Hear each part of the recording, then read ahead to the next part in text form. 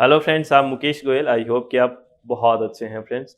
और आज हम बात करेंगे हायर एजुकेशन के बारे में। और हायर एजुकेशन में जो हमारे 6 दर्शन हैं उसके बारे में बात करेंगे कि कौन-कौन से दर्शन हैं। ये छोटे-छोटे कंसेप्ट हैं, ये अच्छे से याद हो जाएँगे फ्रेंड्स, और 2-3 बार वीडियोज़ को देखोगे ना तो छप जाएँगे दिमाग में।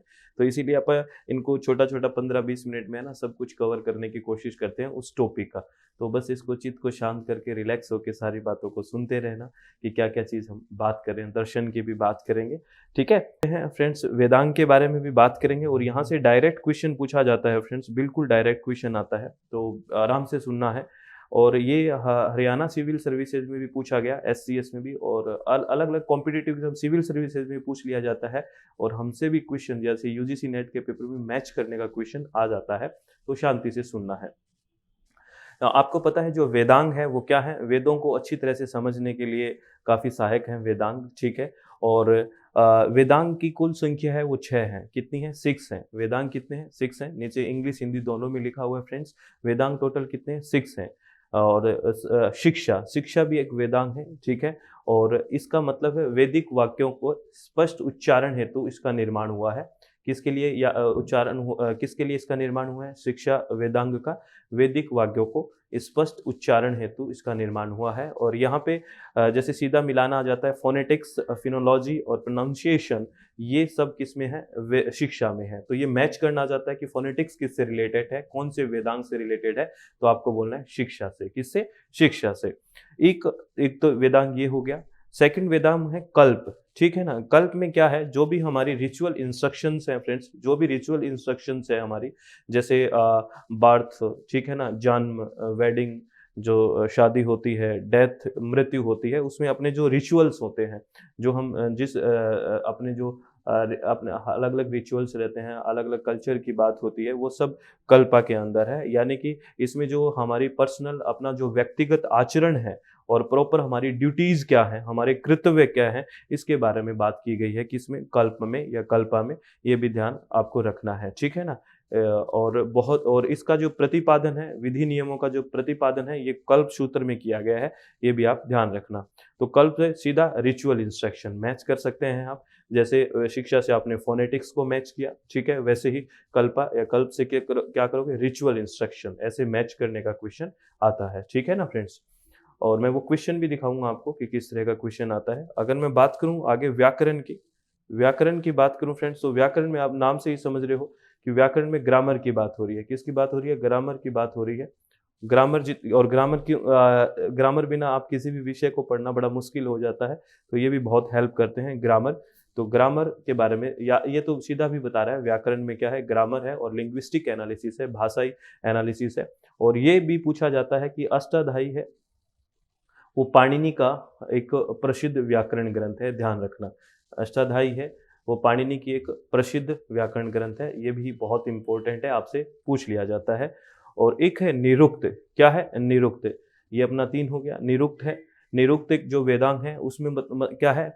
जो शब्दों की व्युत्पत्ति कहाँ से हुई है और किस तरह से उसको, मतलब एक्सप्लेनेशन ऑफ वर्ड्स की बात है, शब्दों का एक्सप्लेनेशन करना हो, ठीक है ना? इसको इटिमोलॉजी बोलते हैं। क्या बोलते हैं? इटिमोलॉजी भी बोलते हैं। यानी कि शब्दों की व्युत्पत्ति कैसे हुई है, क्योंकि कुछ ऐसे अनक्लियर शब्द होते हैं, मीनिंग निकलते हैं ना उनका, तो उनको प्रॉपर्ली समझने के लिए कौन सा वेदांग है? निरुक्त है। कौन सा है? निरुक्त है।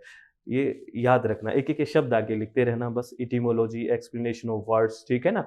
और फिर है छंद। छंद कौन सा है? छंद है, ठीक है? और छंद के बारे में मैं बात करूँ फ्रेंड्स, तो छंद है जो जैसे पाँव से लिया जाता है। छंद के अंदर पोएटिक जो चीज़ें हैं वो होती हैं, जैसे गायत्री, त्रिष्टुप, जगति, वृत्ति आदि छंदों का प्रयोग किया है। और पिंगल का जो छंद शास्त्र है वो प्रसिद्ध है। ये भी आपसे पूछा जा सकता है कि किसका छंद शास्त्र है वो काफ़ी प्रसिद्ध है। पिंगल का जो छंद शास्त्र है वो काफ़ी प्रसिद्ध है, ये आपको ध्यान रखना है।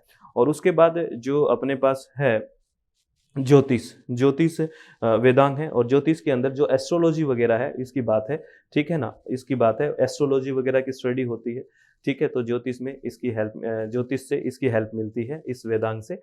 और ये इसके जो प्राचीनतम जो आचार्य जी हैं वो है लग्ध मुनि जी, ये आपको ध्यान रखना है। जो इसके प्राचीनतम जो आचार्य जी हैं वो है लग्ध मुनि जी। तो ये आपको ध्यान रखना है फ्रेंड्स, प्लीज़ इन चीज़ों को ध्यान रखना। ये संस्कृत के भी वर्ड्स हैं कुछ, तो आराम से इनको मैच करते हुए रखना। ये क्वेश्चन डायरेक्ट आता है, थोड़ा-सा मे बी आपको याद करने में दिक्कत हो सकती है, लेकिन ज़्यादा इतना टफ नहीं है। अगर शांति से याद करोगे तो आई थिंक अच्छे से याद हो जाएगा। जैसे मैं आपको क्वेश्चन दिखा रहा हूँ, इस तरह से क्वेश्चन आया है, ठीक है ना? तो आपको मैच करना है। आपको क्वेश्चन भी दिखा दिया, कॉलम 1 और कॉलम 2 में आपको मैच करना है। जैसे निरुक्ता है, छंद है, ठीक है? निरुक्त, छंद, शिक्षा, कल्प, इसको कैसे मैच करोगे? इससे मैच करना है। तो आप मुझे कमेंट बॉक्स में, अभी पढ़ा है ना आपने, तो बताना कमेंट बॉक्स में क्या मैच किया आपने, आंसर बताना प्लीज़। आपस में कितना याद हुआ आपको, प्लीज़ बताना आंसर क्या होगा इसका। अभी तो पढ़ा है ना आपने, तो बता दोगे ना? सर बता देंगे बिल्कुल। चलो बहुत बढ़िया। आगे बात करूँ मैं, अगर ये तो हमने वेदांग की बात करी, और अगर दर्शन की बात करूँ तो 6 प्रमुख हैं दर्शन, कौन-कौन से? सांख्य, योग, न्याय, वैशेषिक, मीमांसा और वेदांत। ये 6 दर्शन हैं फ्रेंड्स, 6 दर्शन हैं। और आपसे पूछा जाता है कि ये दर्शन किनका है?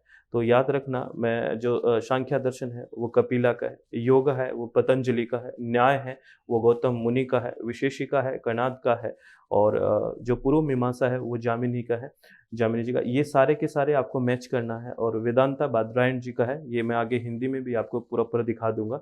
और वेदांता और उत्तर मीमांसा है, वो school concentrate on the philosophical teaching, वो जो दार्शनिक शिक्षा है उस पे बहुत ही क्या करता है, कंसंट्रेट करता है ऑफ द उपनिषद, उपनिषदों की। उपनिषद का क्या मतलब होता है आप बताना मुझे, what is the mean of Upanishad? Upanishad का क्या मीनिंग होता है ये बताना। ये हायर एजुकेशन में बड़ा अच्छे-अच्छे क्वेश्चन बन रहे हैं फ्रेंड्स इनसे, ध्यान रखना। अगर मैं आपको हिंदी में दिखाऊँ, ये दर्शन के बारे में बात करूँ, ये क्वेश्चन अभी भी पूछा गया था, अब की बार जो अभी पेपर चल रहे हैं आपके, महर्षि कपिल जी का है सांख्य दर्शन, महर्षि पतंजलि जी का है योग दर्शन, महर्षि जैमिनी जी का है मीमांसा दर्शन, महर्षि बादरायण व्यास जी का है वेदांत दर्शन, महर्षि कणाद का है वैशेषिक दर्शन, और महर्षि गौतम जी का है न्याय दर्शन। तो ये दर्शन आपको कौन सा दर्शन किनका है, ये मैच करने से भी क्वेश्चन पूछा जाता है। तो ये चीजें अगर आपको देखो, ये चीजें याद होने में कोई टाइम नहीं लगेगा। 10 मिनट का वीडियो है, अगर आप 2 बार देखोगे ना, और स्पीड अप भी कर सकते हो ना, फटाफट फटाफट ऐसे भी तो देख सकते हो। तो उस क्वेश्चन का भी आंसर करना और इसको शांति से देख लेना बिल्कुल। ऐसे अगर कंसेप्ट करेंगे ना तो कुछ चीज़ नहीं भूलेंगे फ्रेंड्स, ठीक है ना? और लास्ट हमारी बात हमेशा आप याद रखना कि हमेशा अपने चित्त को शांत रखें, रिलैक्स रहें, किसी भी तरह की कोई टेंशन ना लें।